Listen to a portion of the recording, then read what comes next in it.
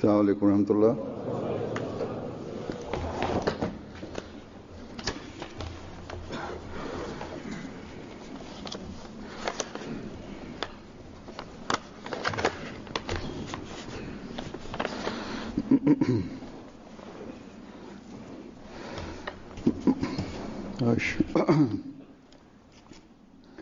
अशहदु अल्ला इलाहा इल्लल्लाह वहदहु ला शरीका लहु व अशहदु अन्ना मुहम्मदन अब्दुहु व रसूलुहु अम्मा बादु फ़अऊज़ु बिल्लाहि मिनश शैतानिर रजीम। बिस्मिल्लाहिर रहमानिर रहीम। अल्हम्दुलिल्लाहि रब्बिल आलमीन अर्रहमानिर रहीम मालिकि यौमिद्दीन इय्याका नअबुदु व इय्याका नस्तईन इहदिनस सिरातल मुस्तकीम सिरातल लज़ीना अनअमता अलैहिम गैरिल मग़्दूबि अलैहिम वलद्दाल्लीन।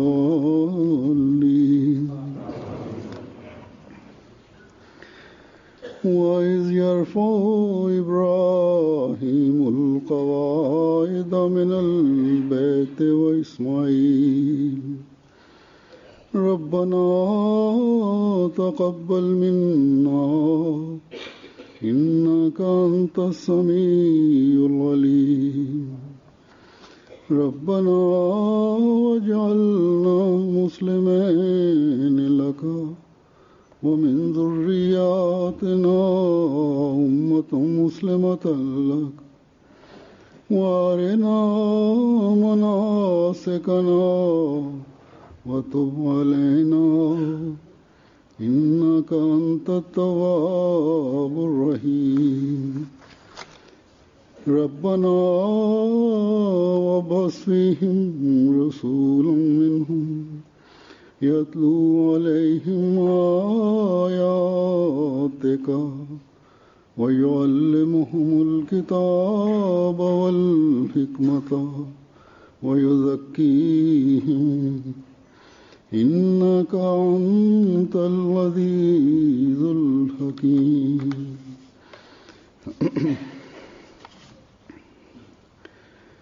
इन आयात का तर्जुमा यह है कि और जब इब्राहीम उस खास घर की बुनियाद ഈ ആയത്തുകളുടെ തർജ്ജമ ഇപ്രകാരമാണ്.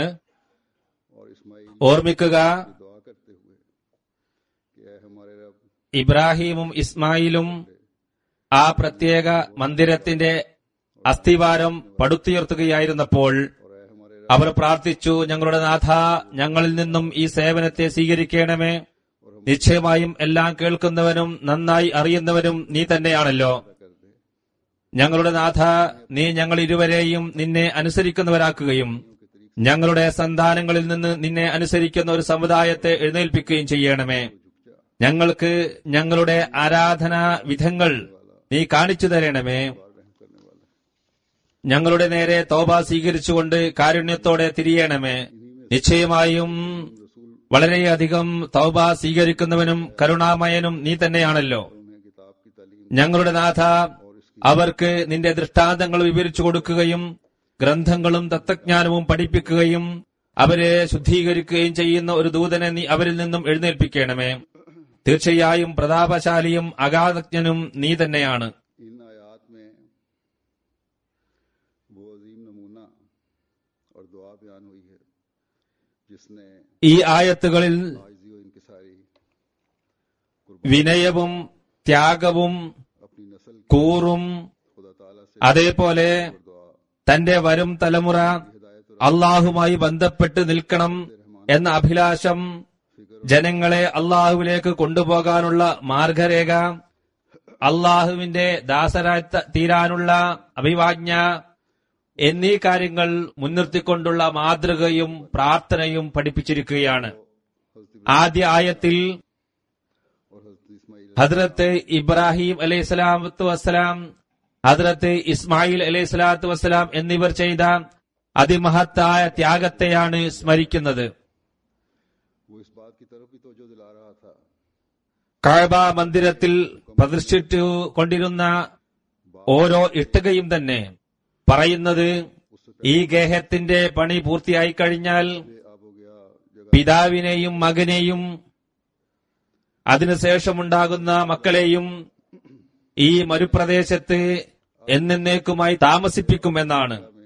മകനോട് പറയുന്നത്, ഈ മരുപ്രദേശത്ത് ഈ വീടിന്റെ മനോഹാരിത നിലനിർത്തുന്നതിനായി നീ ഇനി ഇവിടെ തന്നെ താമസിക്കണമെന്നാണ്.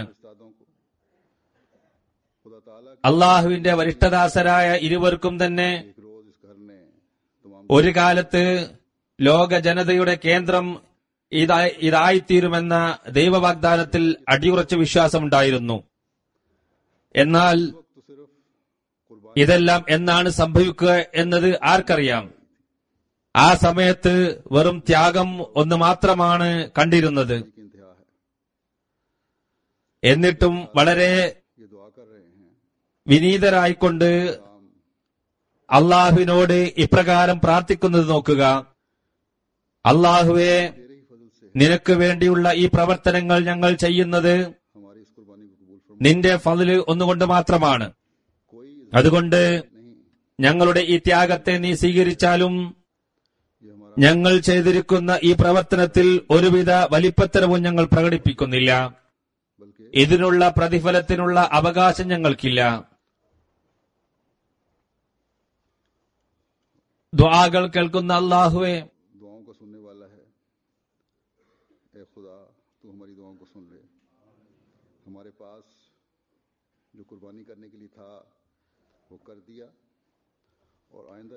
നീ ഞങ്ങളുടെ ദുആകൾ കേട്ടാലും ഞങ്ങളുടെ കൈവശം എന്തെന്നാണോ ഉണ്ടായിരുന്നത് അതെല്ലാം ഞങ്ങൾ ചെലവ് ചെയ്തു. ഇനിയും ഞങ്ങൾ കഴിയുന്ന ത്യാഗങ്ങൾ ചെയ്യുന്നതാണെന്ന് വാക്ക് തരുന്നു. ഞങ്ങളുടെ സന്താനങ്ങളും ഈ ത്യാഗത്തിൽ പങ്കാളികളാകണമെന്നാണ് ഞങ്ങൾ ആഗ്രഹിക്കുന്നത്. ഈ ഒരു ദുആയാണ് ഇരുവരും ചെയ്തിരുന്നത്. തുടർന്ന് അള്ളാഹുവിനെ സംബോധന ചെയ്തുകൊണ്ട് പറയുന്നു, ഞങ്ങൾ ഞങ്ങളുടെ ഹൃദയത്തിന്റെ യഥാർത്ഥ അവസ്ഥ നിന്റെ സമക്ഷം സമർപ്പിക്കുകയുണ്ടായി. നീ എല്ലാം അറിയുന്നവനാണ്. ഞങ്ങൾ ചെയ്യുന്നതെല്ലാം, ഞങ്ങൾ പറയുന്നതെല്ലാം നീ അറിയുന്നു. ഞങ്ങൾ ചെയ്യുന്നതെല്ലാം നിന്റെ പ്രീതിക്ക് വേണ്ടിയാണ്. നീ ഞങ്ങളുടെ ഈ ത്യാഗത്തെ സ്വീകരിച്ചുകൊണ്ട് ഇതിനെ നിന്റെ വീടാക്കി മാറ്റണമേ. നിന്റെ വീട് ഇവിടെ ഉള്ളതുകൊണ്ട് ഈ മരുപ്രദേശം ജനനിബിഡമാക്കി തീർക്കണമേ. ഞങ്ങൾ നിന്റെ കൽപ്പന കേട്ട് ഞങ്ങൾക്ക് മനസ്സിലായതനുസരിച്ച് നിന്റെ വീട് നിർമ്മിച്ചു. ഇത് ജനവാസ കേന്ദ്രമാക്കി തീരാനാണ് ഞങ്ങൾ ചെയ്തത്. എന്നാൽ ഇതിന്റെ യഥാർത്ഥ ജനവാസം അള്ളാഹുവെ നിന്റെ ഫദ്ലുമായി ബന്ധപ്പെട്ട് നിൽക്കുന്നു. ഈ ഗേഹത്തെ ബാഹ്യമായ നിലയിൽ ജനവാസമുള്ളതാക്കി തീർക്കുന്നവർക്കും നീ നിന്നിലേക്ക് എത്തിച്ചേരാൻ കഴിയുന്ന ഉൾക്കാഴ്ച നൽകണമേ.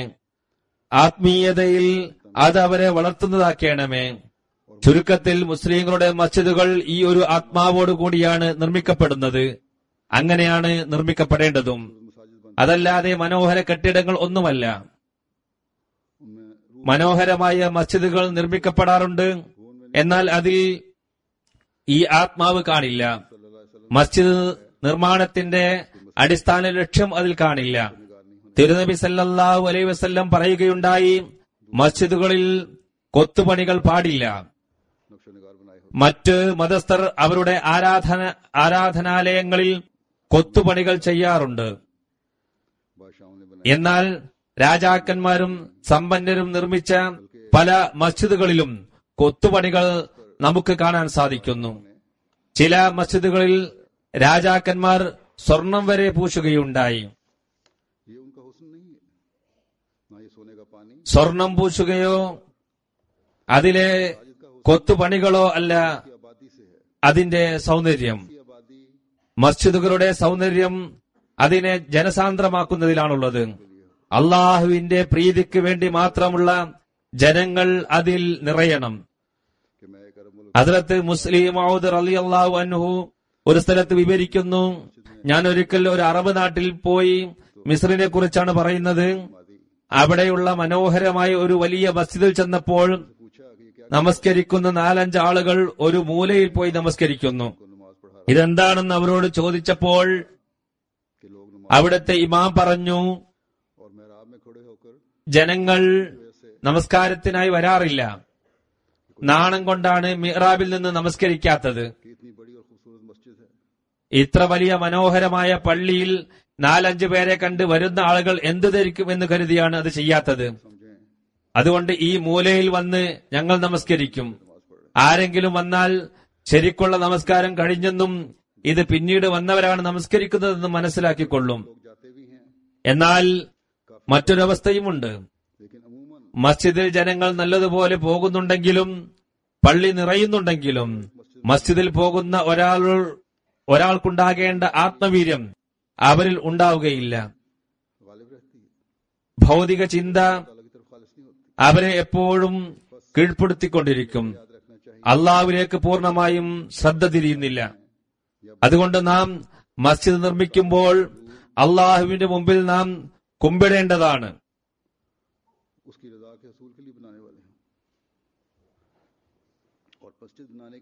അവന്റെ പ്രീതി കരസ്ഥമാക്കുന്നവരായി നാം മാറണം. മസ്ജിദ് നിർമ്മിക്കുന്നതിനായി നാം സമർപ്പിക്കുന്ന ത്യാഗത്തിന് അള്ളാഹുവിനോട് നന്ദിയുള്ളവരായി തീരണം. അതിൽ ഒരിക്കലും അഹങ്കരിക്കാൻ പാടില്ല. കാരണം നാം ചെയ്യുന്ന ഈ ത്യാഗങ്ങൾ ഹദ്റത്ത് ഇസ്മായിൽ അലൈഹി സ്വലാത്തു വസ്സലാം ചെയ്ത ത്യാഗത്തിന്റെ ലക്ഷ്യത്തിൽ ഒരംശം പോലുമില്ല. നാം ധനത്യാഗമാണ് പൊതുവിൽ ചെയ്യാറുള്ളത്, അതും നമ്മുടെ കഴിവനുസരിച്ച്. ഇന്നത്തെ ഈ ലോകത്ത് ഇതും വലിയ ത്യാഗം തന്നെയാണ്. നല്ല ഉദ്ദേശത്തിനായ ധനത്യാഗം വലിയ കാര്യം തന്നെയാണ്. നമ്മുടെ ആഗ്രഹങ്ങളെല്ലാം മാറ്റിവെച്ചുകൊണ്ടാണ് ഈ ധനത്യാഗം ചെയ്യുന്നത്. പള്ളി നിർമ്മാണം എന്നത് തികച്ചും ശ്ലാഘനീയം തന്നെ. തിരുനബി സല്ലല്ലാഹു അലൈഹി വസല്ലം ഇക്കാര്യത്തിലേക്ക് പലപ്പോഴായി ശ്രദ്ധ ക്ഷണിച്ചിട്ടുണ്ട്.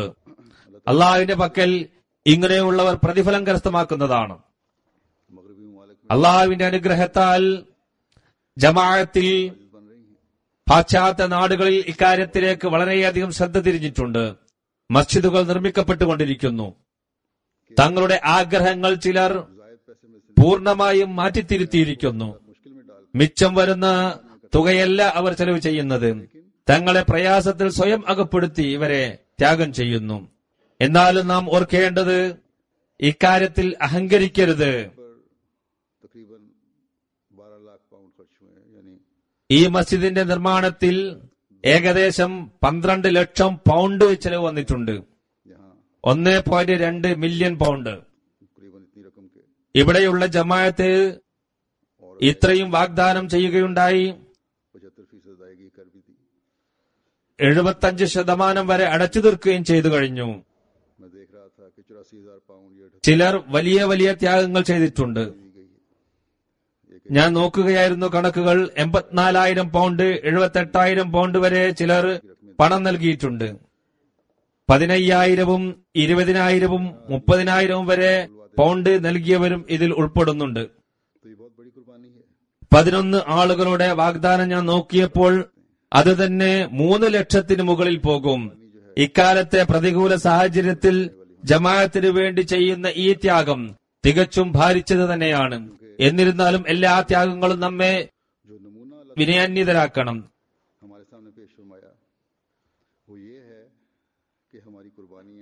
ഇതെല്ലാം ഉണ്ടായിരിക്കെ അള്ളാഹു നമ്മുടെ മുമ്പാകെ വിവരിച്ച ഉദാഹരണം നമ്മുടെ ത്യാഗങ്ങൾ തുച്ഛം തന്നെയാണെന്നാണ്. ഈ ത്യാഗത്തിന് ഫലം ഉണ്ടാകണമെങ്കിൽ മസ്ജിദുകളെ ജനവാസമുള്ളതാക്കി തീർക്കണം. മക്ക ജനവാസമില്ലാത്ത ഒരു പ്രദേശമായിരുന്നു. बयाबान था जहां आबादी नहीं थी और वहां अल्लाह ताला घर बनाया गया और इन അവിടെയാണ് इस लिहाज से भी रूहानी लिहाज से അള്ളാഹുവിന്റെ വീട് നിർമ്മിക്കപ്പെട്ടത്. ഈ നാടുകൾ ആത്മീയമായി നോക്കുമ്പോൾ और इसी मकसद തരിശുഭൂമിയാണ്. मसाजिद तमीर ഇവിടെയും ജനനിബിഡമാക്കുകയും ഹരിതാഭമാക്കി മാറ്റുകയും ചെയ്യേണ്ടതാണ്. ഈ ലക്ഷ്യത്തിനു വേണ്ടിയാണ് യൂറോപ്പിൽ നാം മസ്ജിദുകൾ നിർമ്മിക്കുന്നത്.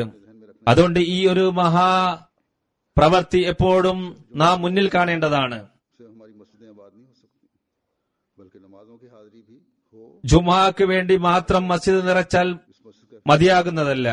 നമസ്കാരത്തിന്റെ ഹാജർ നില വർദ്ധിപ്പിക്കണം. रब्बा ना तो ഇന്ന് നാം ഈ മസ്ജിദിന്റെ ഉദ്ഘാടനം നടത്തുകയാണ്. അതുകൊണ്ട് ഇപ്രകാരം ദുആ ചെയ്യുക: റബ്ബന തഖബ്ബൽ മിന്നാ ഇന്നക അൻതസ് സമീഉൽ അലീം. നമ്മുടെ ധനത്യാഗം സ്വീകാര്യമാകുന്നത് അള്ളാഹുവിനോട് ഇപ്രകാരം ദുആ ചെയ്യുമ്പോഴാണ്. तरक्की के भी समान फरमा അള്ളാഹുവെ, നീ ഇത് സ്വീകരിച്ചുകൊണ്ട് ഞങ്ങൾക്ക് ആത്മീയ അഭിവൃദ്ധി നൽകണമേ. ഈ മസ്ജിദിനെ നിറക്കുവാൻ തൗഫീക്കും നൽകണമേ. ये मस्जिद तमीर हो रही है കാരണം ഈ മസ്ജിദ് നിർമ്മിക്കപ്പെടുന്നത് നിന്നെ മാത്രം ആരാധിക്കാനാണെന്ന വസ്തുത നീ അറിയുന്നു. तरक्की करने वाले ആത്മീയതയിൽ അഭിവൃദ്ധി കൈവരിക്കുന്നവരെ ഈ പ്രദേശത്ത് നീ നിറക്കുകയും ചെയ്യണമേ.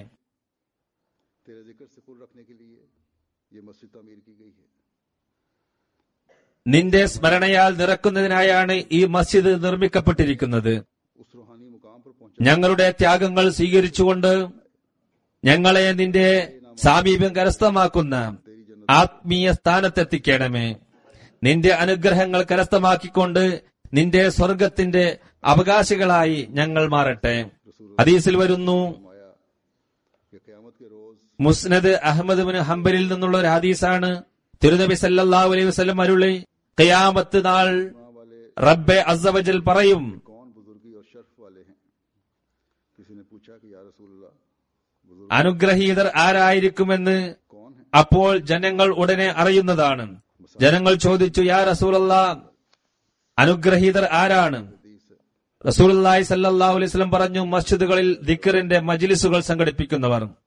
ബുഖാരിയിൽ നിന്നുള്ള ഒരു ഹദീസ് ഹദ്റത്ത് അബൂ ഹുറൈറ റളിയല്ലാഹു അൻഹു വിവരിക്കുന്നു, को सुबह शाम जाता है നബി സല്ലല്ലാഹു അലൈഹി വസല്ലം അരുളി, जन्नत में രാവിലെയും വൈകുന്നേരവും മസ്ജിദിൽ പോകുന്നവർക്ക് സ്വർഗത്തിൽ അള്ളാഹു അവർക്കായി അതിഥി സൽക്കാരത്തിനുള്ള ഒരുക്കങ്ങൾ ചെയ്തു വെക്കുന്നതാണ്.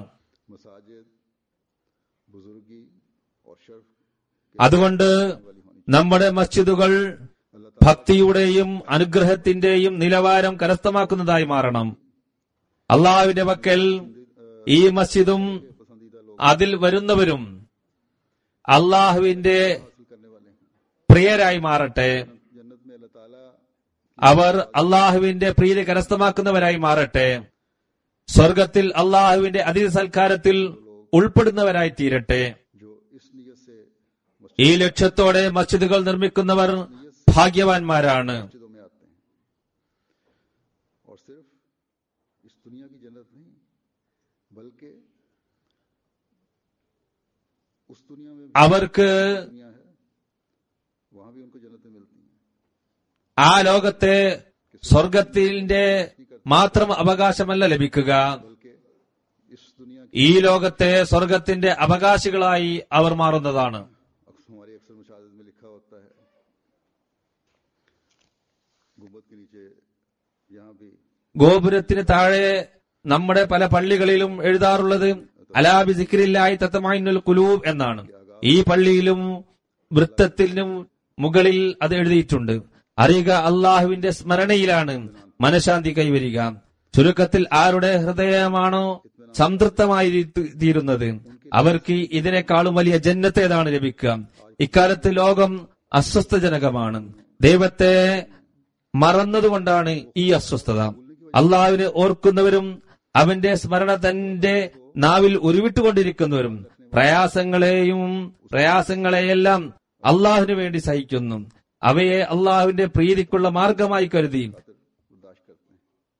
തങ്ങളുടെ മനസ്സിനെ സംതൃപ്തിയിലാക്കുന്നു. अल्लाह ताला की रजा का जरिया बनाकर अपने दिलों की तस्कीन का बायस बनाते हैं। सैकड़ों ലോകത്ത് നൂറ്റുകണക്കിന് ആത്മഹത്യകൾ നിത്യേന നടക്കുന്നു. കാരണം ഭൗതികമായ ദുഃഖങ്ങൾ അവർക്ക് താങ്ങാൻ കഴിയുന്നില്ല. ചിലർക്ക് ഭൗതികമായ മനപ്രയാസങ്ങൾ വലിയ ആഘാതം തന്നെ ഏൽപ്പിക്കുന്നു. അങ്ങനെ അവർക്ക് ഹൃദയസ്തംഭനം വരെ വരുന്നു. കഴിഞ്ഞ ദിവസം പാകിസ്ഥാനിൽ നിന്നും ആരോ എനിക്ക് കത്തെഴുതി. അവിടെ ശക്തമായ കൊടുങ്കാറ്റും ആലിപ്പഴം വീഴ്ചയുമെല്ലാം നടക്കുകയുണ്ടായി.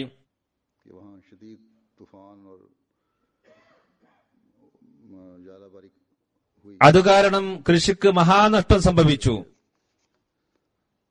ഒരു കർഷകൻ തന്റെ കൃഷിയിടത്തിലേക്ക് പോയി. തണ്ണിമത്തന്റെ കൃഷിയായിരുന്നു. അവയെല്ലാം പൂർണ്ണമായി നശിച്ചു കഴിഞ്ഞിരുന്നു. ഇത് അയാളെ വളരെ ആഘാതമേൽപ്പിക്കുകയും അത് കണ്ടപ്പോൾ തന്നെ ഹാർട്ട് അറ്റാക്ക് വന്ന് മരിക്കുകയും ചെയ്തു. ഇങ്ങനെയുള്ള ഭൗതിക ദുഃഖങ്ങൾ അള്ളാഹുവിന്റെ ആളുകളെ ഒന്നും ചെയ്യില്ല.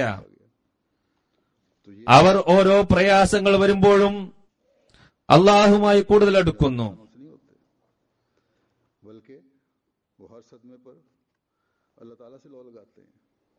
വിശ്വാസി പ്രയാസങ്ങൾ ഉണ്ടാകുമ്പോൾ അള്ളാഹുവിന്റെ സവിധത്തിൽ വന്ന് എപ്പോഴും മനഃശാന്തി കൈവരിക്കുകയാണ് ചെയ്യുന്നത്.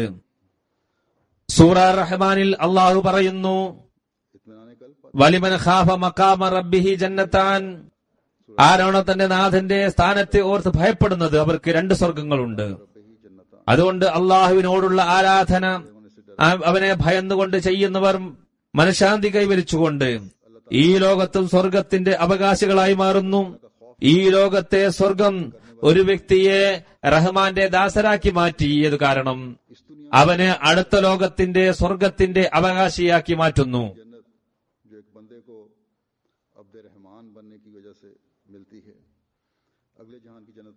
ഞാൻ ഓതിയ അടുത്ത ആയത്തിൽ ഹദ്രത്ത് ഇബ്രാഹിം അലൈഹിസ്സലാത്തു വസ്സലാം, ഹദ്രത്ത് ഇസ്മായിൽ അലൈഹിസ്സലാത്തു വസ്സലാം എന്നിവർ ഇപ്രകാരം പ്രാർത്ഥിക്കുന്നു, റബ്ബനാ വജഅൽനാ മുസ്ലിമീന ലക.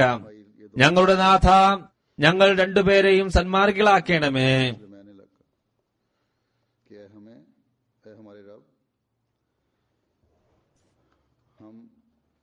ഇവിടെ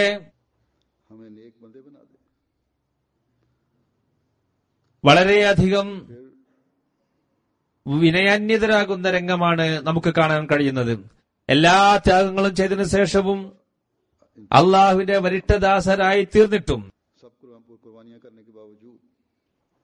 അവർ ചെയ്യുന്ന ദുആ ഇപ്രകാരമാണ്, അള്ളാഹുവേ നീ ഞങ്ങളെ സജ്ജനങ്ങളിൽ ഉൾപ്പെടുത്തണമേ എന്നാണ്. ഹദ്രത്ത് ഇബ്രാഹിം അലൈഹിസ്സലാത്തു വസ്സലാം തന്റെ ഭാര്യയെയും മകനെയും ആരോരുമില്ലാത്ത മരുഭൂമിയിൽ അള്ളാഹുവിന്റെ കൽപ്പന നടപ്പിൽ വരുത്തുന്നതിനായി ഉപേക്ഷിച്ചതിനു ശേഷവും ദുആ ചെയ്യുന്നത്, നിന്നെ അനുസരിക്കുന്നവനാക്കി എന്നെ മാറ്റണമേ എന്നാണ്.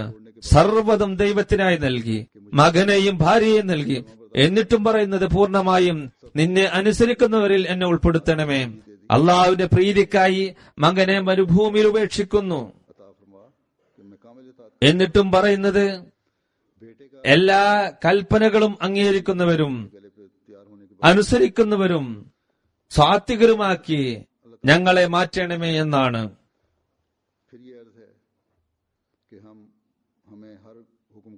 ഈ ഒരു സ്ഥാനമാണ് ഒരു വിശ്വാസി കരസ്ഥമാക്കേണ്ടത്. തന്റെ നന്മയിൽ ഒരിക്കലും അഹങ്കരിക്കാൻ പാടില്ല, അതിനെ ആശ്രയിക്കാനും പാടില്ല.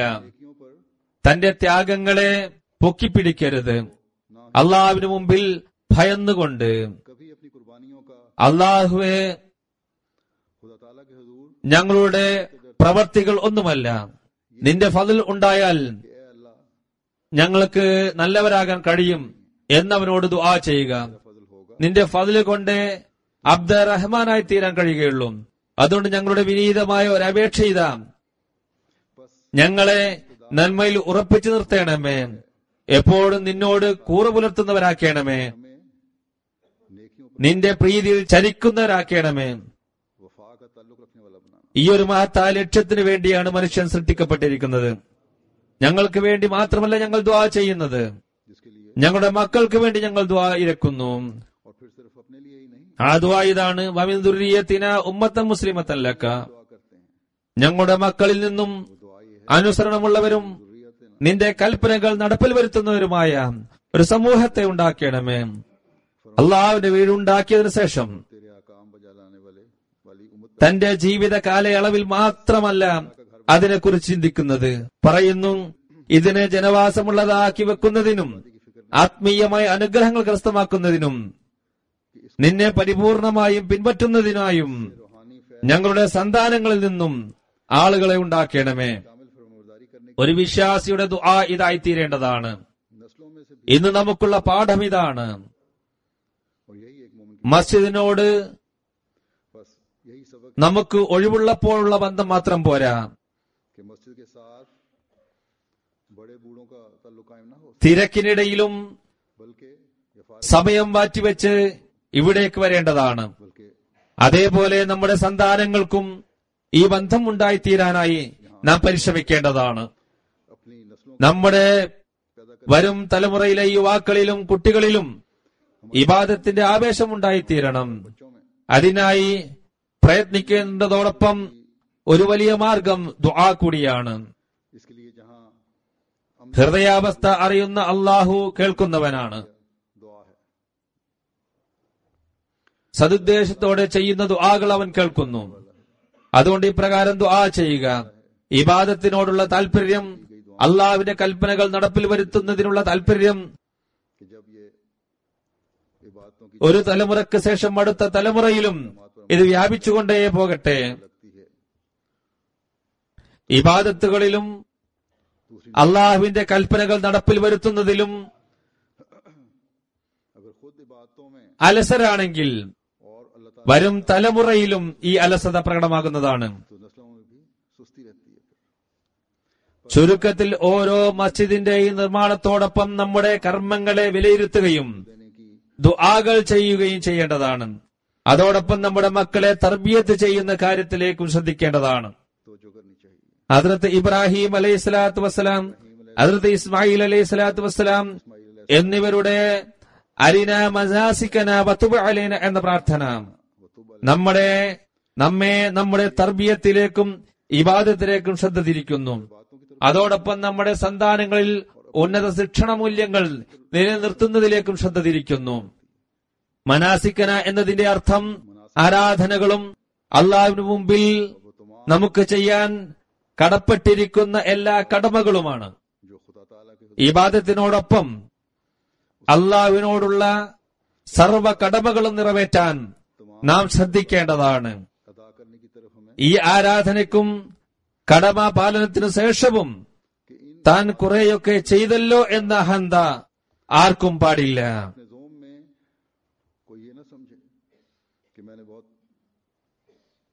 തുടർന്ന് ദുആ ചെയ്യുക. വതുബ് അലൈന, ഞങ്ങളുടെ തൗബ നീ സ്വീകരിക്കണമേ, ഞങ്ങളിലേക്ക് നീ തിരിയണമേ. ഞങ്ങളിൽ നിന്നും അല്ലറ ചില്ലറ തെറ്റുകുറ്റങ്ങൾ വന്നു പോയിട്ടുണ്ടെങ്കിൽ തന്നെ ഞങ്ങൾക്ക് മാപ്പാക്കണമേ. നീ നിശ്ചയമായും തൗബ സ്വീകരിക്കുന്നവനും കരുണ ചൊരിയുന്നവനുമാണ്. തുടർച്ചയായി നാം ഈ ദുആ ചെയ്തുകൊണ്ടിരിക്കുമ്പോൾ മസ്ജിദിന്റെ നിർമ്മാണോദ്ദേശം പൂർത്തിയാകുന്നതാണ്. അള്ളാഹുവിന്റെ പ്രീതി കരസ്ഥമാക്കുന്നതിനായുള്ള പരിശ്രമം വേണ്ടും വിധം ചെയ്യാനും സാധിക്കുന്നതാണ്. തങ്ങളുടെ മക്കളെയും ഈ മാർഗത്തിൽ വഴി നടത്താൻ നമുക്ക് സാധിക്കുന്നതാണ്. മാത്രമല്ല, ഹദ്റത്ത് ഇബ്രാഹിം അലൈഹിസ്സലാം, ഹദ്റത്ത് ഇസ്മായിൽ അലൈഹിസ്സലാം എന്നിവരുടെ ദുആയുടെ സ്വീകാര്യത മുഖേന അള്ളാഹു ലോകത്തിറക്കിയ ആ ഉന്നത അനുഗ്രഹത്തിന്റെ അവകാശികളായി നാം മാറുകയും ചെയ്യുന്നതാണ്. ആ അനുഗ്രഹങ്ങൾ ലോകത്തെ തന്റെ വരുതിയിൽ കൊണ്ടുവന്ന് ലോകത്ത് മഹത്താ വിപ്ലവം സംജാതമാക്കി. അത് കാരണം മൃതരായവർ ജീവിച്ചു. ആത്മീയതയുടെ ഉറവുകൾ നിർഗളിക്കാൻ തുടങ്ങി. മുമ്പാരും കണ്ടിട്ടോ കേട്ടിട്ടോ ഇല്ലാത്ത രീതിയിൽ ആരാധനകളുടെ പുതിയ രൂപം പ്രകടമായി. എത്രമാത്രമെന്നാൽ ഇബാദത്തുകളുടെ ഔദിത്യം പ്രാപിച്ച മഹാനായ പ്രവാചകൻ നിയോഗിതനാവുകയും ചെയ്തു. ആ മഹാത്മാവിൽ ആത്മാർത്ഥതയുടെയും കൂറിന്റെയും പൂർണ്ണത കൈവരികയുണ്ടായി. സൃഷ്ടാവിനോടുള്ള കടമയും പരിപൂർണമായ രീതിയിൽ അവിടെ നിന്ന് നിറവേറ്റി. അങ്ങനെ അള്ളാഹുവിന്റെ പക്കൽ സ്വീകാര്യയോഗ്യനായി. ഇതെല്ലാം തന്നെ പരിപൂർണതയിൽ എത്തിയത് കാരണം അള്ളാഹു തന്റെ പ്രവാചകൻ ഖാത്തമുൽ അംബിയ ഹദ്റത്ത് മുഹമ്മദ് മുസ്തഫ സല്ലല്ലാഹു അലൈഹി വസല്ലം തിരുമേനിയോട് ഇങ്ങനെ പ്രഖ്യാപിക്കാൻ പറഞ്ഞു: ഖുൽ ഇന്ന സലാത്തി വനുസുക്കി വമഹ്യായ വമമാതി ലില്ലാഹി റബ്ബിൽ ആലമീൻ. നീ പ്രഖ്യാപിക്കുക, എന്റെ നമസ്കാരവും എന്റെ ത്യാഗങ്ങളും എന്റെ ജീവിതവും എന്റെ മരണവുമെല്ലാം അള്ളാഹുവിനുള്ളതാണ്. അവൻ സർവ്വലോക പരിപാലകനാകുന്നു. അതുകൊണ്ട് ഇവിടെ അള്ളാഹുവിന്റെ പക്കൽ ഇബാദത്തുകളുടെയും ത്യാഗങ്ങളുടെയും ഉന്നത പദവി പ്രാപിക്കുകയുണ്ടായി. മുമ്പ് ഈ ഒരു ഔന്നത്യം ആരിലും കാണാൻ സാധിച്ചിരുന്നില്ല.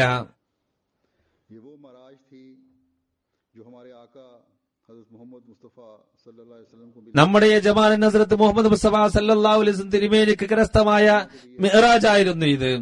അല്ലാഹു തആല ഈ ലോകത്തിനു വേണ്ടി ഇപ്രകാരം പ്രഖ്യാപിക്കാൻ പറഞ്ഞു: അള്ളാഹുവിന്റെ സ്നേഹം ഇനി ഈ മഹാനായ പ്രവാചകനെ പിൻപറ്റിയാൽ മാത്രമേ ലഭിക്കുകയുള്ളൂ, അല്ലാതെ ലഭിക്കില്ല. ഈ ഒരു മാതൃകയാണ് ഇബാദത്തുകളുടെയും ത്യാഗങ്ങളുടെയും യഥാർത്ഥ കടമ നിറവേറ്റിയത്. തിരുനബിയുടെ പരിശുദ്ധീകരിക്കുന്ന ശക്തിയിൽ നിന്നും നേരിട്ട് ശക്തി കൈവരിച്ചവർക്ക് അള്ളാഹുവിന്റെ അനുഗ്രഹം കരസ്ഥമാക്കാനുള്ള നവനവങ്ങളായ മാർഗങ്ങൾ ആ മഹാത്മാവിന്റെ മാതൃകയിലൂടെ ചരിച്ചുകൊണ്ട് തുറക്കപ്പെടുകയുണ്ടായി. രാത്രികളിൽ ഇബാദത്തുകൾ ചെയ്യുന്നവരും പകൽ ദീനിനു വേണ്ടി ത്യാഗങ്ങൾ ചെയ്യുന്നവരും ജന്മം കൊണ്ടു. ആത്മീയമായി അവർ ആദ്യം മൃതരായിരുന്നു. അവർ അത്യുന്നതമായ ആത്മീയ ജീവിതം കരഗതമാക്കുകയുണ്ടായി. ഈ മഹാനായ പ്രവാചകനാണ് ഖിയാമത്ത് നാൾ വരേക്കുമായ സർവകാലത്തേക്കും സർവ സമൂഹത്തിലേക്കും വന്ന പ്രവാചകൻ. അതുകൊണ്ട് ഈ അനുഗ്രഹം ഇന്നും തുടർന്നുകൊണ്ടിരിക്കുകയാണ്. ഈ ഉത്തമ മാതൃക മുമ്പ് പ്രകാശിച്ചതുപോലെ ഇന്നും പ്രകാശിച്ചുകൊണ്ടിരിക്കുന്നു. തിരുനബി സല്ലല്ലാഹു അലൈഹി വസല്ലമയിൽ ഇറങ്ങിയ മഹത്തായ അധ്യാപനം ഇന്നും വളരെ പ്രഭാവത്തോടെ പ്രശോഭിതമായി കൊണ്ടിരിക്കുകയാണ്. ഈ മഹാനായ പ്രവാചകന് അല്ലാഹു തആല ഇക്കാലത്ത് യഥാർത്ഥ ശിഷ്യനെ നൽകിയിരിക്കുന്നു. അദ്ദേഹത്തെ ആഖിരീങ്ങളിൽ നിയോഗിച്ചുകൊണ്ട് തിരുനബി സല്ലല്ലാഹു അലൈഹി വസല്ലമയുടെ പ്രവർത്തനങ്ങളായ അള്ളാഹുവിന്റെ ആയത്തുകളെ ഓതിക്കേൽപ്പിക്കൽ, വിശുദ്ധീകരിക്കൽ, ഗ്രന്ഥം പഠിപ്പിക്കൽ, അതിന്റെ തത്വങ്ങൾ പഠിപ്പിക്കൽ എന്നീ പ്രവർത്തനങ്ങൾ വീണ്ടും തുടങ്ങുകയുണ്ടായി. ഈ യഥാർത്ഥ ശിഷ്യനെ അംഗീകരിച്ചവർ തങ്ങളുടെ ഇബാദത്തുകളിലും തങ്ങളുടെ പ്രവർത്തനങ്ങളിലും തിരുനബി സല്ലല്ലാഹു അലൈഹി വസല്ലമയുടെ മാതൃകയെ അനുസരിച്ച് പിന്തുടരാൻ ശ്രമിച്ചുകൊണ്ടിരിക്കുന്നു. ഇസ്ലാമിക അധ്യാപനങ്ങളെ തങ്ങളിൽ നടപ്പിൽ വരുത്തി. ഇതുകണ്ട് അഹമ്മദിയത്തിന്റെ എതിരാളികൾ പോലും ഇപ്രകാരം പറയാൻ നിർബന്ധിതരായി: ഇസ്ലാമിന്റെ ജീവിച്ചിരിപ്പുള്ള മാതൃക ദർശിക്കണമെങ്കിൽ ഇവരെ നോക്കുക. നമ്മുടെ മുതിർന്നവർ സ്ഥാപിച്ച ഉത്തമ സ്ഥാനമാണിത്. അവർ ഇത് മുഖേന എതിരാളികളുടെ വായ അടപ്പിക്കുക മാത്രമല്ല ചെയ്തത്, മറിച്ച് ഇസ്ലാമിന്റെ ജീവിത മാതൃക അഹമ്മദിയ ജമാഅത്തിന്റെ അംഗങ്ങളിൽ കാണുക എന്ന് ഏറ്റു പറയിപ്പിക്കുകയും ചെയ്തു. ഇന്നും നമ്മുടെ മുമ്പിലുള്ള വലിയ ലക്ഷ്യം ഇതാണ്.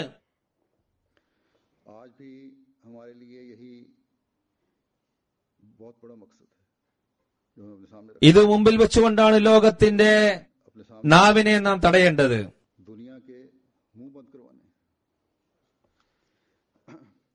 സൽ പ്രവർത്തികളിലൂടെ ലോകത്തിന് ഇസ്ലാമിന്റെ മനോഹര അധ്യാപനത്തിലേക്ക് ആകൃഷ്ടരാക്കണം. നമ്മുടെ ഇബാദത്തുകളും നമസ്കാരങ്ങളും മുഖേന നമ്മുടെ സുജൂദിന്റെ ഇടം കണ്ണീർ തടാമാക്കി മാറ്റി അള്ളാഹുവിന്റെ ഫദ്ലുകളെ ആകർഷിപ്പിക്കണം. തങ്ങളോടൊപ്പം സന്താനങ്ങളെയും ഇതിന്റെ കടമകൾ നിറവേറ്റുന്നവരാക്കി മാറ്റി മസ്ജിദുമായി ബന്ധപ്പെടുത്തണം. അപ്പോൾ മാത്രമേ മസ്ജിദിന്റെ നിർമ്മാണത്തിന്റെ കടമകൾ നിറവേറ്റുന്നവരായി നാം മാറുകയുള്ളൂ. റബ്ബനാ തഖബ്ബൽ മിന്നാ ഇന്നക അൻതസ് സമീഉൽ അലീം എന്ന ദുആയിൽ നിന്നും അനുഗ്രഹങ്ങൾ കരസ്ഥമാക്കുന്നവരായി അപ്പോൾ മാത്രമേ നാം മാറുകയുള്ളൂ. കാലത്തിന്റെ ഇമാമിനെ സ്വീകരിച്ചതിന്റെ കടമകൾ നിറവേറ്റുന്നവരായി നാം മാറുകയുള്ളൂ. അള്ളാഹുവിന്റെ പ്രിയനായ ഹദ്റത്ത് മുഹമ്മദ് മുസ്തഫ സല്ലല്ലാഹു അലൈഹി വസല്ലമയെ പൂർണ്ണമായ രീതിയിൽ പിൻപറ്റിക്കൊണ്ട് അള്ളാഹുവിന്റെ പ്രീതിയെ കരസ്ഥമാക്കി നമ്മുടെ ദുനിയാവും ആഖിറത്തും നേടുന്നവരായി തീരുകയുള്ളൂ. അതുകൊണ്ട് ഈ മസ്ജിദിന്റെ നിർമ്മാണത്തോടൊപ്പം ബലഹീനരായവർ തങ്ങളുടെ മാർഗം ക്ലിപ്തപ്പെടുത്തുക. അത് നമ്മുടെ പ്രതിജ്ഞകളെ പാലിക്കുന്ന മാർഗമാണ്. തിരുനബി സല്ലല്ലാഹു അലൈഹി വസല്ലമയോടുള്ള സ്നേഹത്തെ സത്യപ്പെടുത്തുന്ന മാർഗമാണ്. അള്ളാഹുവിന്റെ പ്രീതിയെ ആകർഷിക്കുന്ന മാർഗമാണ്. ഇതേപോലെ മസ്ജിദുകളിൽ വരുന്നവരും അതിലേക്ക് ശ്രദ്ധിക്കുന്നവരും ഈ കാര്യങ്ങളുടെ ഉന്നത സ്ഥാനങ്ങൾ കരസ്ഥമാക്കുന്നതിനായി തങ്ങളുടെ ഇബാദത്തുകളുടെയും അള്ളാഹുവിനോടുള്ള കടമ നിറവേറ്റുന്നതിന്റെയും ഉന്നത പദവികൾ കരസ്ഥമാക്കുക. ഈ മസ്ജിദ് ഇവിടെയുള്ള ജമാഅത്തിൽ വിപ്ലവകരമായ മാറ്റം ഉണ്ടാക്കുന്നതായി തീരേണ്ടതാണ്. ഞാൻ കരസ്ഥമാക്കിയ റിപ്പോർട്ടിന്റെ അടിസ്ഥാനത്തിൽ പുരുഷന്മാർക്കുള്ള ഈ വലിയ ഹാളിൽ 760 ആളുകൾക്ക് നമസ്കരിക്കാൻ സാധിക്കും. ഇതിനെ എല്ലാ നമസ്കാരത്തിലും നിറക്കാൻ ശ്രമിക്കുക. ഇതേപോലെ സ്ത്രീകൾക്ക് ഉള്ള സ്ഥലത്ത് 560 സ്ത്രീകൾക്ക് നമസ്കരിക്കാൻ സാധിക്കും. മറ്റു ഹാളുകളിൽ 670 ആളുകൾക്ക് നിൽക്കാൻ സാധിക്കും. മൊത്തം ഈ മസ്ജിദിൽ ഏകദേശം 2000 ആളുകൾക്ക് നമസ്കരിക്കാൻ സാധിക്കുന്നതാണ്. ഇവിടെ നമസ്കരിക്കാൻ സാധിക്കും എന്നതിനെ നമസ്കരിക്കുന്നുണ്ട് എന്നാക്കി നിങ്ങൾ മാറ്റണം. അപ്പോൾ മാത്രമേ മസ്ജിദിന്റെ നിർമ്മാണ ലക്ഷ്യവും ആരാധനയോടുള്ള കടമയും നമുക്ക് നിറവേറ്റാൻ സാധിക്കുകയുള്ളൂ. അള്ളാഹു നിങ്ങൾക്ക് ഇതിനുള്ള തൗഫീക്ക് നൽകുമാറാകട്ടെ. അള്ളാഹുവിന്റെ അനുഗ്രഹത്താൽ UK ജമാഅത്ത് ഉൾപ്പെടെ യൂറോപ്പിൽ ഒന്നടങ്കം മസ്ജിദ് നിർമ്മാണത്തിൽ വലിയ ശ്രദ്ധ തിരിച്ചിട്ടുണ്ട്. എന്നാൽ ഈ മസ്ജിദിന്റെ സൗന്ദര്യവും നമസ്കാരക്കാർ മുഖേനയാണ് പ്രകടമാകുന്നത്.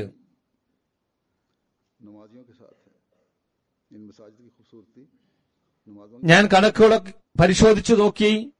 2003 മസ്ജിദ് ബൈത്തുൽ ഫുത്തുഹ് ഉദ്ഘാടനം ചെയ്യപ്പെടുകയുണ്ടായി. അതിനു മുമ്പ് വരെ മസ്ജിദ് എന്ന പേരിൽ മസ്ജിദ് ഫസൽ മാത്രമേ ഉണ്ടായിരുന്നുള്ളൂ. അതിനുശേഷം 14 പുതിയ പള്ളികൾ നിർമ്മിക്കാൻ അള്ളാഹു ജമാഅത്തിന് തൗഫീക്ക് നൽകി. ഇവയെല്ലാം ശരിക്കും മസ്ജിദുകളാണ്. കഴിഞ്ഞ 5-8 വർഷം മുമ്പ് വരെ യൂറോപ്പിൽ 13 മസ്ജിദുകളാണ് ഉണ്ടായിരുന്നത്. ഇപ്പോൾ എല്ലാം കൂടി 57 മസ്ജിദുകളായിട്ടുണ്ട്. 44 പള്ളികളുടെ വർധനമാണ് യൂറോപ്പിൽ ഉണ്ടായിട്ടുള്ളത്. വിവിധ നാടുകളിൽ അതിൽ ജർമ്മനിയാണ് ഏറ്റവും മുമ്പിലുള്ളത്. എന്നാൽ അതിന്റെ എല്ലാം സൗന്ദര്യം അതിന്റെ നിർമ്മാണവുമായി ബന്ധപ്പെട്ടതല്ല, അതിൽ വരുന്ന നമസ്കാരക്കാർ മുഖേനയാണ്.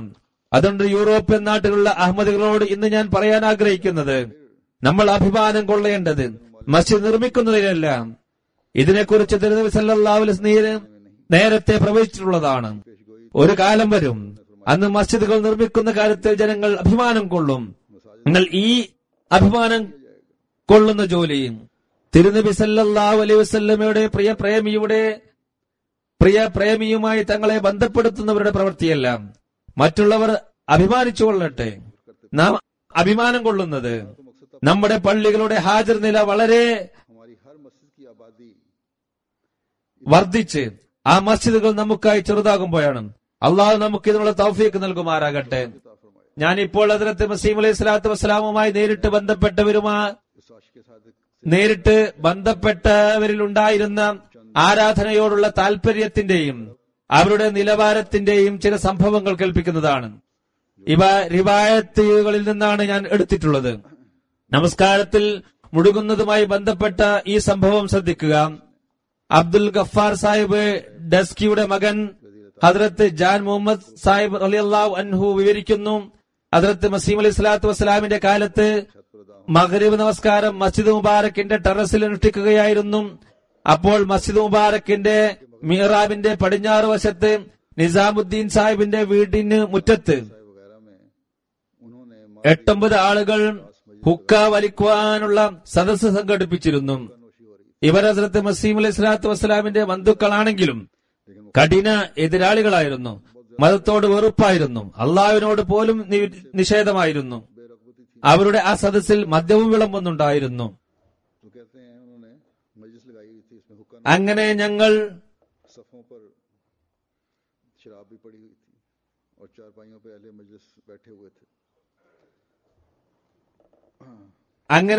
നമസ്കരിക്കാൻ തുടങ്ങിയപ്പോൾ അല്ലാഹു അക്ബർ എന്ന് ചൊല്ലിയപ്പോൾ തന്നെ അവർ അവിടെ നിന്ന് ചെണ്ട കെട്ടാൻ തുടങ്ങി. ഗായകർ പാട്ടുപാടാൻ തുടങ്ങി. നമസ്കാരം ശല്യപ്പെടുത്താനാണ് ഇതെല്ലാം ചെയ്തത്. എന്നാൽ ഞങ്ങൾ നമസ്കാരത്തിൽ പൂർണ്ണമായി ലയിച്ചു ചേർന്നിരുന്നു. അവിടെ എന്താണ് നടക്കുന്നത് എന്ന കാര്യത്തിലേക്ക് ശ്രദ്ധയെ പോയിരുന്നില്ല. അവർ വാദ്യമേളങ്ങൾ നടത്തിയെങ്കിലും ഞങ്ങളുടെ ശ്രദ്ധയെ തിരിക്കാൻ അവർക്ക് സാധിച്ചില്ല. ഹദ്റത്ത് ഹാക്കം അലി സാഹിബ് റളിയല്ലാഹു തആല അൻഹു ബയ്യത്തിന് ശേഷമുള്ള മാറ്റത്തെ സംബന്ധിച്ച് വിവരിക്കുന്നു. ഈ ബയ്യത്തിന് ശേഷം സ്നേഹത്തിൽ വളരെയേറെ എനിക്ക് വർധനവുണ്ടായി. എല്ലാ മാസവും ഞാൻ ഹുസൂറിന്റെ സമക്ഷം ഹാജരാകുമായിരുന്നു. എന്റെ ജീവിതം ഹദ്റത്ത് മസീഹ് അലൈഹി സ്വലാത്തു വസ്സലാമിന്റെ സന്ദർശനത്തിനായി തീർന്നതുപോലെ ഞാൻ എന്റെ വീട്ടിന്റെ അടുത്ത് ഒരു കൊച്ചുപള്ളി നിർമ്മിച്ചു. തഹജ്ജുദ് നമസ്കാരത്തിന് ആ മസ്ജിദിൽ ഞാൻ പോകുമായിരുന്നു. ഇശാ നമസ്കരിച്ച് മസ്ജിദിൽ നിന്ന് തിരിച്ചു വരും. 20-22 മണിക്കൂർ ഞാൻ പള്ളിയിൽ കഴിച്ചുകൂട്ടുമായിരുന്നു. നോമ്പെടുക്കും, ഒരു നേരം ഭക്ഷണം കഴിക്കും. എന്നാൽ വിശപ്പോ ദാഹമോ ഒന്നും ഉണ്ടായിരുന്നില്ല. വിശുദ്ധ ഖുർആൻ പാരായണത്തിലും നമസ്കാരത്തിലും ദുആയിലും ഞാൻ ഈ സമയങ്ങൾ കഴിച്ചുകൂട്ടിയിരുന്നു. വളരെ സന്തോഷവാനായിരുന്നു. ഏതെങ്കിലും ഒരു കാര്യത്തെക്കുറിച്ച് ഞാൻ ദുആ ചെയ്യുകയും അതിലേക്ക് ശ്രദ്ധ കേന്ദ്രീകരിക്കുകയും ചെയ്താൽ ഉടനെ അതിനുള്ള മറുപടി ലഭിക്കുന്ന അവസ്ഥ വരെ എത്തി. കശ്ഫിലൂടെ എനിക്കറിയാൻ സാധിച്ചു. ഇത് കാരണം അള്ളാഹുവിനോടും തിരുനബി സല്ലല്ലാഹു അലൈഹി വസല്ലമയോടും വിശുദ്ധ ഖുർആനോടുമുള്ള സ്നേഹം എനിക്ക് വളരെയധികം വർദ്ധിച്ചു. ഹദ്റത്ത് മസീഹ് അലൈഹി സ്വലാത്തു വസ്സലാമിൽ എനിക്ക് ആർക്കും വിളക്കാൻ കഴിയാത്ത ദൃഢവിശ്വാസവും കൈവന്നു. ഇവിടെ പലരും വന്നിട്ടുണ്ട്, മുതിർന്നവരാണ്. അവർക്ക് ഇപ്പോൾ വേറെ ജോലിയൊന്നുമില്ല. സമയം പാഴാക്കാതെ അവർ തങ്ങളുടെ ഇബാദത്തുകളിലേക്ക് പ്രത്യേകം ശ്രദ്ധിക്കേണ്ടതാണ്. ഈ ഒരു നിലവാരമാണ് നാം കരസ്ഥമാക്കേണ്ടത്. ഇവയെല്ലാം നമുക്ക് മാതൃകയാണ്. പീർ മഹ്മൂദ് ഹസൻ സാഹിബ് റളിയല്ലാഹു അൻഹു വിവരിക്കുന്നു, മസ്ജിദ് മുബാറക്കിൽ ആദ്യകാലത്ത് 3 ഭാഗങ്ങളായിരുന്നു. ചെറിയ പള്ളിയാണ്.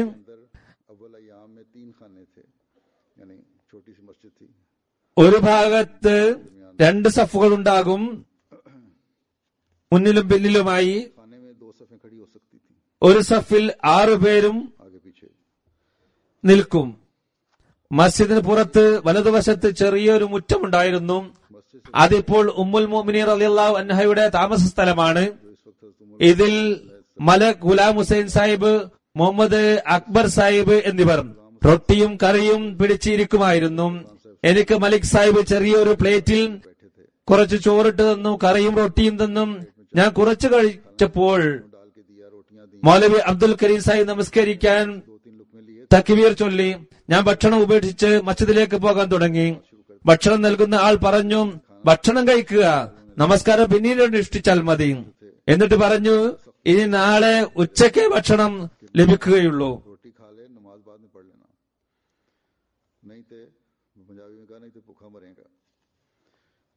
ഞാൻ പറഞ്ഞു, ഞാൻ ഇവിടെ വന്നത് ഭക്ഷണം കഴിക്കാനല്ല, നമസ്കാരമാണ് യഥാർത്ഥത്തിലുള്ളത്, അതിനെ ഉപേക്ഷിക്കാൻ പറ്റില്ല.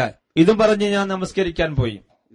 ഹക്കീം ഫദ്ലുർ റഹ്മാൻ സാഹിബ് തന്റെ പിതാവ് നബി ബക്ഷ് സാഹിബിനെ കുറിച്ച് പറയുന്നു, അദ്ദേഹത്തിന് ഹദ്റത്ത് മസീഹ് അലൈഹി സ്വലാത്തു വസ്സലാമിനോട് ഒരു പ്രത്യേക ഇഷ്കായിരുന്നു.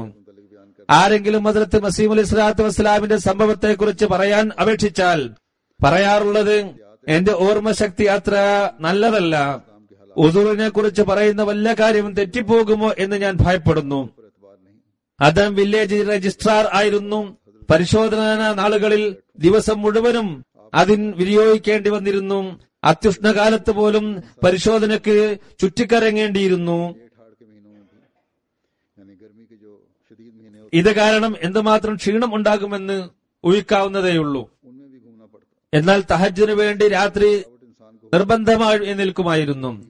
ഞങ്ങളെയും നിർബന്ധിക്കും, റമദാനിൽ കുട്ടികളെയും നിർബന്ധിക്കും.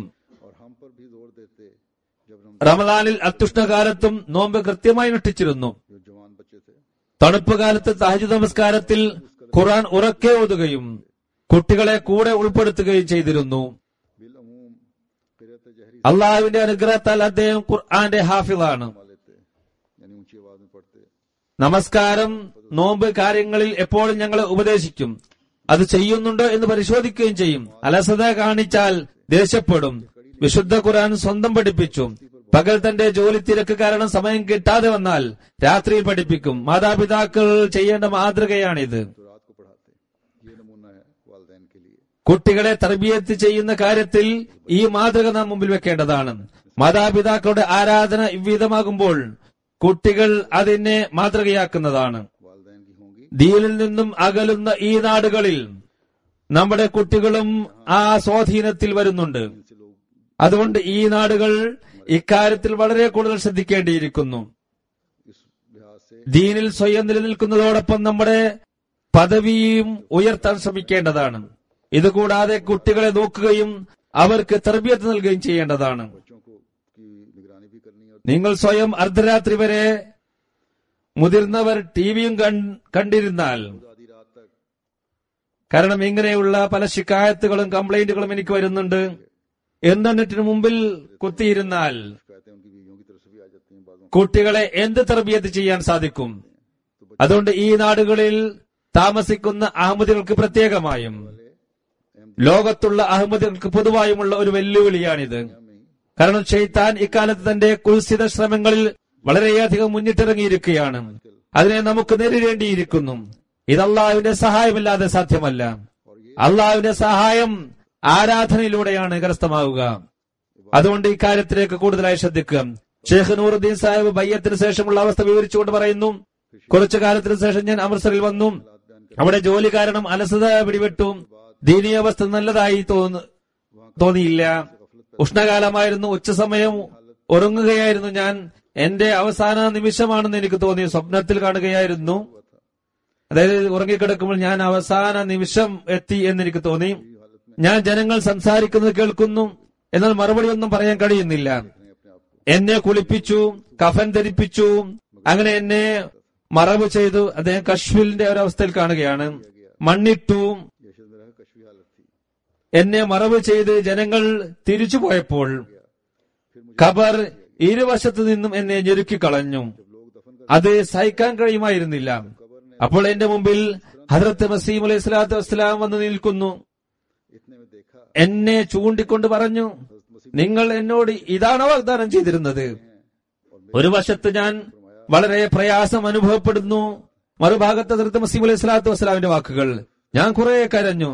ഞാൻ പറഞ്ഞു, ഹുസൂർ, ഞാൻ മറന്നുപോയതായിരുന്നു, എന്നോട് ക്ഷമിച്ചാലും ഇനി ഞാൻ ഒരിക്കലും ഇതിൽ കുറവ് വരുത്തുന്നതല്ല. ഹദ്റത്ത് സാഹിബ് തിരിച്ചുപോയി. അപ്പോൾ കണ്ണുകൾ തുറന്നു.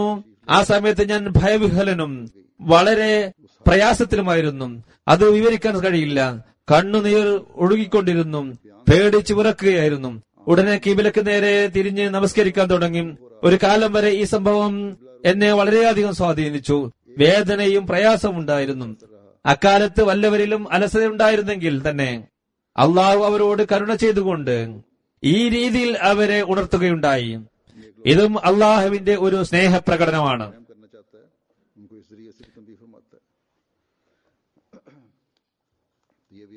സ്ത്രീകൾക്കും ഒരു മാതൃകയുണ്ട്. ചില സന്ദർഭങ്ങളിൽ വിവിധ ഒഴികഴികൾ പറഞ്ഞ് നമസ്കാര സമയത്ത് കൃത്യനിഷ്ഠത കാണിക്കാറില്ല അവർ. ചില സ്ത്രീകൾ ഇങ്ങനെയുള്ളവരാണെങ്കിലും മറ്റു ചിലർ പുരുഷന്മാരെക്കാളും നമസ്കാര കാര്യം ശ്രദ്ധിക്കുന്നവരുമുണ്ട്. ഹദ്റത്ത് മായി കാക്കു സാഹിബ റളിയല്ലാഹു തആല അൻഹ വിവരിക്കുന്നു, ഒരിക്കൽ കുറച്ചു സ്ത്രീകൾ സീഖ്വാനിൽ നിന്നും ഹുസൂറിനെ കാണാൻ വന്നു. മൗലവി ഖമറുദ്ദീൻ സാഹിബിന്റെ ഉമ്മ എന്നോട് പറഞ്ഞു, ഞങ്ങൾക്ക് നിത്യവും ജോലി കാരണം മഗ്രിബ് നമസ്കാരം ഇശാ നമസ്കാരത്തോടൊപ്പം അനുഷ്ഠിക്കേണ്ടതായി വരുന്നു. എന്ത് ചെയ്യും? ഹദ്റത്ത് സാഹിബിനോട് ഫത്വ ചോദിച്ചാലും. ഞാൻ ഹുസൂറിനോട് പറഞ്ഞു, ഹുസൂർ, കുട്ടികൾ കാരണം സ്ത്രീകൾക്ക് മഗ്രിബ് നമസ്കാരം താമസിച്ച് അനുഷ്ഠിക്കേണ്ടി വരുന്നു. എന്ത് ചെയ്യണം? ഹുസൂർ പറഞ്ഞു, ശരിക്കും ശ്രമിച്ചാൽ താമസിക്കുന്ന പ്രശ്നമുള്ളതായി എനിക്ക് തോന്നുന്നില്ല. मैं तो नहीं समझता ഇനി വല്ല നിർബന്ധ സാഹചര്യവും വന്നാൽ സ്ത്രീകൾ ചെയ്യേണ്ടത് ഇശാ നമസ്കാരം മഗ്രിബിനോടൊപ്പം ജമാക്കുകയാണ് വേണ്ടത്. കാരണം സുബഹിക്ക് മലക്കുകൾ ഇറങ്ങുന്നത് പോലെ മഗ്രിബിന്റെ സമയത്തും മലക്കുകൾ ഇറങ്ങുന്നുണ്ട്. മഗ്രിബ് ഇശാ നമസ്കാരങ്ങൾ ജമാക്കി നമസ്കരിക്കേണ്ടി വന്നാൽ മഗ്രിബിന്റെ സമയത്ത് ജമാക്കുന്നതാണ് ഉത്തമം. മായി സാഹിബ ഈ റിവായത്തിന് ശേഷം തുടർന്ന് പറയുന്നു, ഇതിനുശേഷം ഞങ്ങൾ മഗ്രിബിന് മുമ്പേ ഭക്ഷണം പാകം ചെയ്ത് കുട്ടികൾക്ക് കൊടുക്കും. എന്നിട്ട് മഗ്രിബ് നമസ്കാരം പ്രതീക്ഷിച്ചിരിക്കും. ഇതാണ് അവരുടെ മാതൃക. ജമ്മാക്കുവാനല്ല അവർ ശ്രമിച്ചത്. നമസ്കാരം കൃത്യസമയത്ത് അനുഷ്ഠിക്കാൻ എന്തു മാർഗമാണ് അവലംബിക്കാൻ സാധിക്കുക അതവർ അവലംബിക്കുകയാണ് ചെയ്തത്. അതുകൊണ്ട് ഉമ്മമാരും കുട്ടികൾക്ക് മാതൃകയായി തീരുക കാര്യത്തിലേക്ക് അവർ ശ്രദ്ധിക്കേണ്ടതാണ്. ഹദ്രത്ത് മസീഹ് അലൈഹി സ്വലാത്തു വസ്സലാം പറയുന്നു, ഇസ്ലാം സർവശക്തനും അന്യൂനനുമായ അള്ളാഹുവിനെയാണ് സമർപ്പിക്കുന്നത്. അവനോട് നമുക്ക് ദുആ ചെയ്യാവുന്നതാണ്. വലിയ വലിയ പ്രതീക്ഷകൾ അവനിൽ നിന്നും പൂർത്തിയാക്കാൻ സാധിക്കും. അതുകൊണ്ടാണ് അവൻ സൂറ ഫാത്തിഹയിൽ ദുആ പഠിപ്പിച്ചത്. നിങ്ങൾ എന്നോട് ചോദിക്കുക, ഇഹ്ദിനസ് സിറാത്തൽ മുസ്തഖീം സിറാത്തൽ ലദീന അൻഅംത അലൈഹിം. ഇലാഹി, നിന്റെ വലിയ വലിയ ഫദ്ലുകളും അനുഗ്രഹങ്ങളും ഇറക്കപ്പെട്ടവരുടെ മാർഗം നീ ഞങ്ങൾക്ക് കാണിച്ചു തരണമേ. ഈ ദുആ നമുക്ക് പഠിപ്പിച്ചു തന്നിരിക്കുന്നത് ഞങ്ങൾ വിശ്വസിച്ചു എന്ന് മാത്രം പറഞ്ഞ് ഇരിക്കാതെ നിങ്ങൾ പ്രവർത്തന നിരതരാകുക. അള്ളാഹുവിന്റെ സമീപസ്ഥരായവർ കരസ്ഥമാക്കിയ അനുഗ്രഹങ്ങൾക്കായി നിങ്ങളും പരിശ്രമിക്കുക. പറയുന്നു, ആരാണോ യഥാർത്ഥ ആവേശത്തോടും സത്യസന്ധതയോടും ആത്മാർത്ഥതയോടും കൂടി അള്ളാഹുവിലേക്ക് പ്രയാണം ചെയ്യുന്നത് അവർ ഒരിക്കലും പാഴായി പോകുന്നതല്ല. അള്ളാഹുവിന്റേതായി തീരുന്നവർക്ക് അള്ളാഹു അവരുടേതായിത്തീരുന്നു എന്നത് തികച്ചും സത്യമാണ്. എല്ലാ മേഖലകളിലും അള്ളാഹു അവരെ സഹായിക്കുന്നതാണ്. അവരിൽ വളരെയധികം അനുഗ്രഹങ്ങൾ ചൊരിയപ്പെടുന്നു. ഏതുവരെ എന്നാൽ അവരുടെ വസ്ത്രങ്ങളിൽ നിന്ന് പോലും ജനങ്ങൾ അനുഗ്രഹം തേടുന്നതാണ്. അള്ളാഹു നമുക്ക് പഠിപ്പിച്ചു തന്ന ഇഹ്ദിനസ് സിറാത്തൽ മുസ്തഖീം എന്ന ദുആ നിങ്ങൾ ചെയ്യുന്ന പ്രവർത്തനങ്ങളുടെ പര്യവസാനം എന്തായി എന്ന് നിങ്ങൾ കണ്ണു തുറന്ന് നോക്കുന്നതിന് വേണ്ടിയാണ്.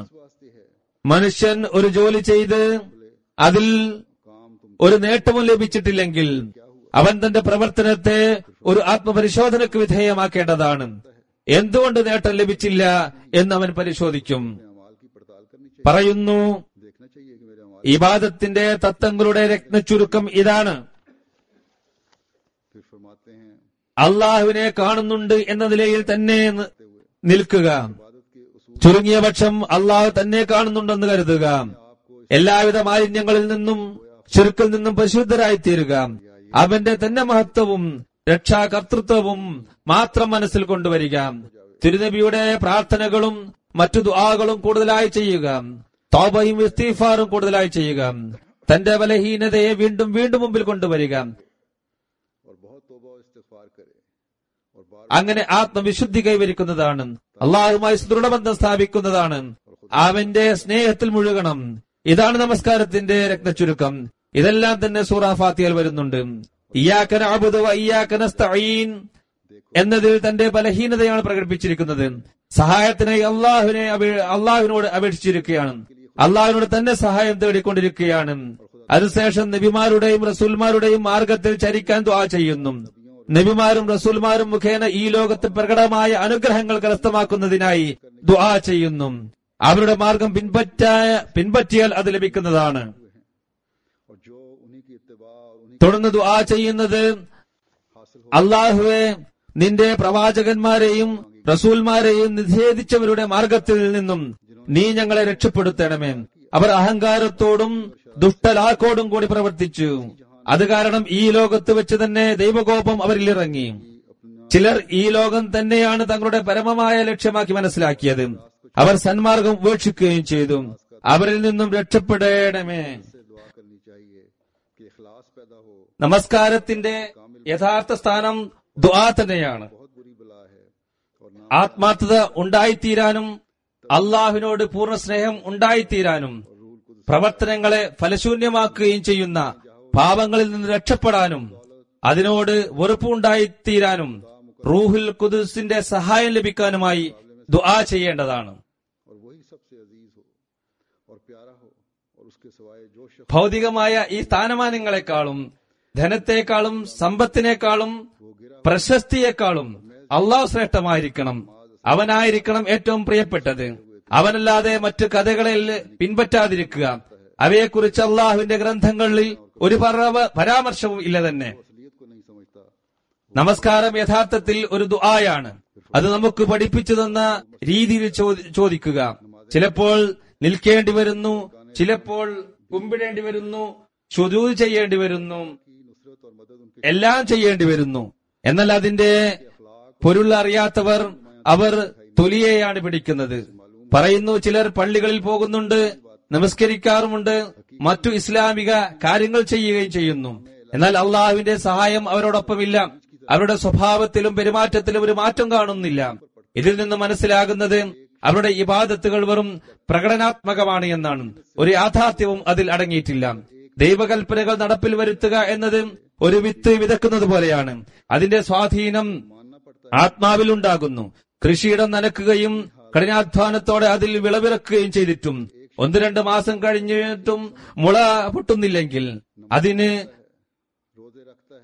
ആ വിത്ത് മോശമാണ് എന്ന് ധരിക്കേണ്ടിയിരിക്കുന്നു. ഇബാദത്തിന്റെ അവസ്ഥയും ഇത് തന്നെ. ഒരാൾ അള്ളാഹുവിനെ വഹ്ദഹു ലാ ശരീക ലഹു എന്ന് മനസ്സിലാക്കുകയും നമസ്കരിക്കുകയും നോമ്പെടുക്കുകയും കഴിവിന്റെ പരമാവധി ദൈവകൽപ്പനകൾ പാലിക്കുകയും ചെയ്യുന്നുണ്ടെങ്കിലും അള്ളാഹുവിന്റെ പക്കൽ നിന്ന് പ്രത്യേകമായ ഒരു സഹായവും അവർക്ക് ലഭിക്കുന്നില്ലെങ്കിൽ അവൻ വിതക്കുന്ന വിത്ത് മോശമാണെന്ന് മനസ്സിലാക്കേണ്ടതാണ്. ഈ നമസ്കാരം അനുഷ്ഠിച്ചുകൊണ്ടാണ് പലരും ഖുതുബീങ്ങളും അബ്ദാലികളുമായിട്ടുള്ളത്. എന്നാൽ നിങ്ങൾക്ക് എന്തു പറ്റി? നിങ്ങൾ ഇത് അനുഷ്ഠിച്ചിട്ടും ഒരു ഗുണവും നിങ്ങൾക്ക് ലഭിക്കുന്നില്ല. ഏതെങ്കിലും മരുന്ന് ഉപയോഗിക്കുമ്പോൾ ഒരു ഗുണവും അതുകൊണ്ടില്ലെങ്കിൽ ഈ മരുന്ന് ശരിയല്ല എന്ന് സമ്മതിച്ചേ മതിയാകും. ഈ അവസ്ഥ തന്നെയാണ് നമസ്കാരത്തിന്റേതും. ഈ സന്ദേശം മനസ്സിലാക്കുന്നവരാക്കി അള്ളാഹു നമ്മെ മാറ്റട്ടെ. ഇതനുസരിച്ച് ഞങ്ങളുടെ ജീവിതം നയിക്കുന്നവരായി നാം മാറട്ടെ. അള്ളാഹു നമുക്ക് യഥാർത്ഥ രീതിയിലുള്ള ഇബാദത്ത് ചെയ്യാൻ തൗഫീഖ് നൽകട്ടെ. അവന്റെ പ്രീതി കരസ്ഥമാക്കുന്നവരായി നാം മാറട്ടെ.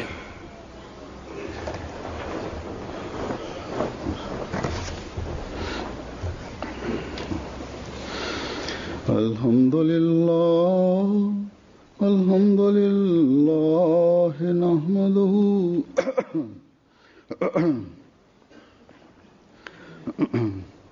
അൽഹംദുലില്ലാഹി നഹ്മദുഹു വനസ്തഈനുഹു വനസ്തഗ്ഫിറുഹു വനുഅ്മിനു ബിഹി വനതവക്കലു അലൈഹി വനഊദു ബില്ലാഹി മിൻ ശുറൂരി അൻഫുസിനാ ومن سيئات أعمالنا من يهده الله فلا مضل له ومن يضلل فلا هادي له ونشهد أن لا إله إلا الله ونشهد أن محمدا عبده ورسوله عباد الله رحمكم الله إن الله يأمر بالعدل والإحسان وإيتاء ذي القربى وينهى عن الفحشاء والمنكر والبغي يعظكم لعلكم تذكرون اذكروا الله يذكركم وادعوه يستجب لكم ولذكر الله أكبر.